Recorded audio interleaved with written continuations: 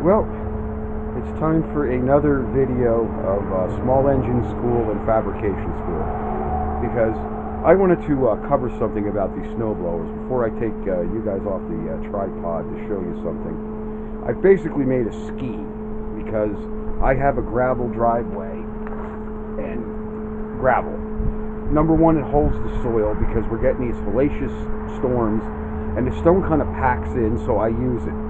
Paving it over does no good because it breaks all up when the weather up here in the Northeast freezes it. So then you got an even worse problem when you hit a chunk of shit with your snowblower. You need a new one, or you bent the auger or something else. These, I'm going to take this off. This is a ski, and I'll show you where it goes.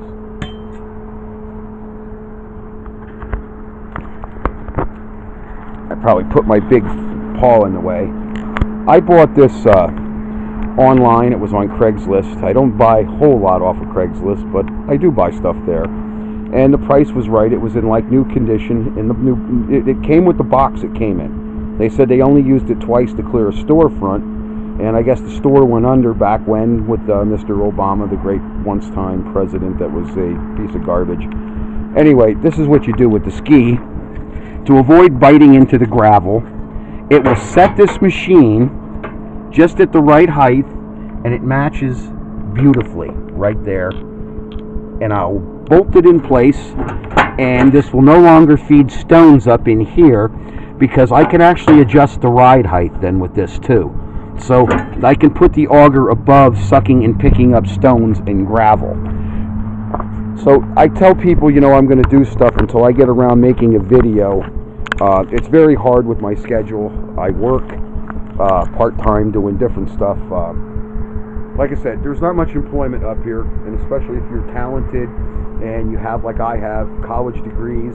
As soon as they hear that, they know they want to pay between $10 and $15 an hour, and I told you they can all eat my dirty undershorts. That's just the way it is. Okay, we're talented people. I know my tech. I know how to weld. I know how to fabricate. I know how to measure. I know tensile scales. These people up here, they want robots. They want somebody that tells them they're going to work 24 hours a day, 7 days a week, whenever they're needed, for $10 or $12 an hour. Kiss my fat hillbilly dick, all he is. Okay? I'm partially retired. I just wanted a part-time job. But, like I said, it's not up there. So, anyway, this is with my machine. And this is what you can do for yourself, okay? This is a product I could actually sell it as a kit, but you're going to need a welder. And a lot of people don't know how to weld, or don't own a welder, or they don't own a decent one like a Miller or something that makes a nice heavy bead. I'm not a big fan of flux core, but I am in this case where the parts had been painted or whatever, or you got to do this type of work with them.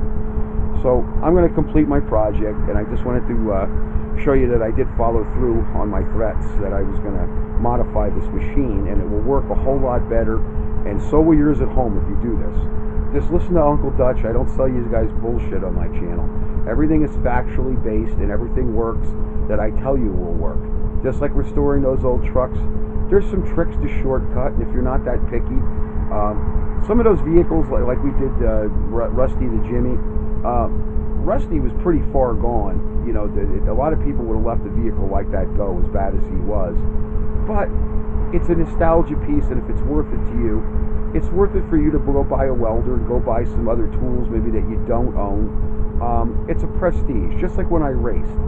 It no longer, our divisions were not about big money, it was prestige. It was about doing things for yourself and having something, and having said you'd done something.